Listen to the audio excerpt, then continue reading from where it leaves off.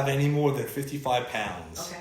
So that's including our red bag, which our red bag includes like socks, shirts, you know, stuff like that. You have to have it, like you carry a tent with you, sleeping bag, pillow, some of your, you know, your other stuff with, you know, toothbrush, you know, some shower things, towels and all.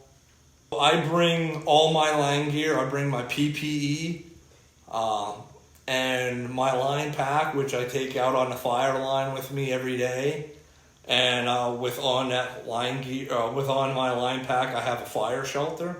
So a fire shelter is just, you know, kind of your last ditch effort if you ever end up getting entrapped. You could deploy that. We have training on that every single year. So we have to go through, it's called an RT 130. It's a refresher training. It's a training that we have to take every year. And also a pack test. We have to pass that. A pack test is basically you have to walk 3 miles with 45 pounds under 45 minutes. So it doesn't seem like much, but you can't run. You always have to have 1 foot on the ground. So it kind of gets, you know, your shins and knees feel it over by the end of your 3-mile tour. I just came back from Montana, so I spent pretty much the summer in Montana. I did 2 tours. First trip was about 20 days. My second trip was about 30 days. My first trip I went out as a crew boss.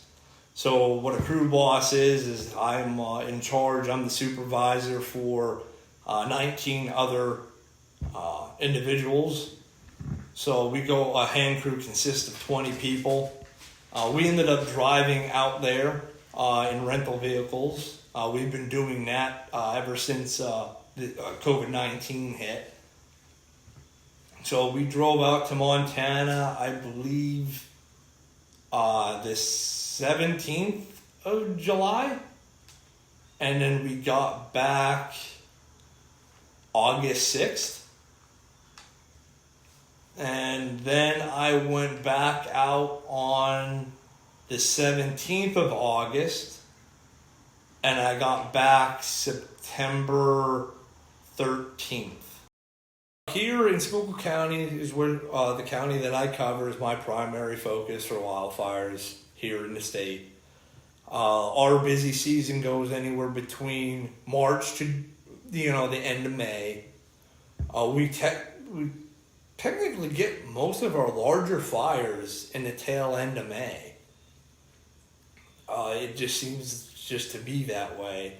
But as soon as you start getting those leaves on the trees and you start getting, you know, rain every 3 or 4 days, it kind of keeps the ground, the forest floor moist enough, and the sun doesn't get that direct penetration because it has the leaf cover, so it doesn't dry up the forest floor as fast.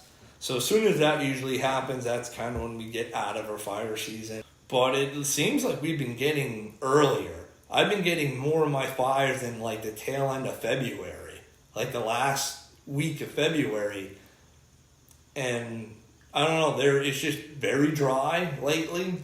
We were really busy like in March now.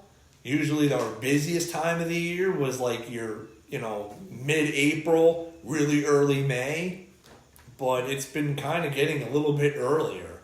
And then our second season, which most people don't realize is, you know, when fall comes around, what are the trees doing? They're losing all their leaves. And a lot of people do yard cleanup. And people are still out there camping and, you know, doing recreational activities. So if people are having a campfire and they don't extinguish it properly, you know, stuff like that, or even, you know, other human cause. Lightning, we don't really have too much of a problem with because, you know, like a storm just rolled through here now. When we're getting that thunder and lightning, and the rain's usually hitting the ground. Yeah. But yeah, when the leaves come off the trees again in fall, usually we have it, you know, end of October, November is usually a kind of a busier time of our year.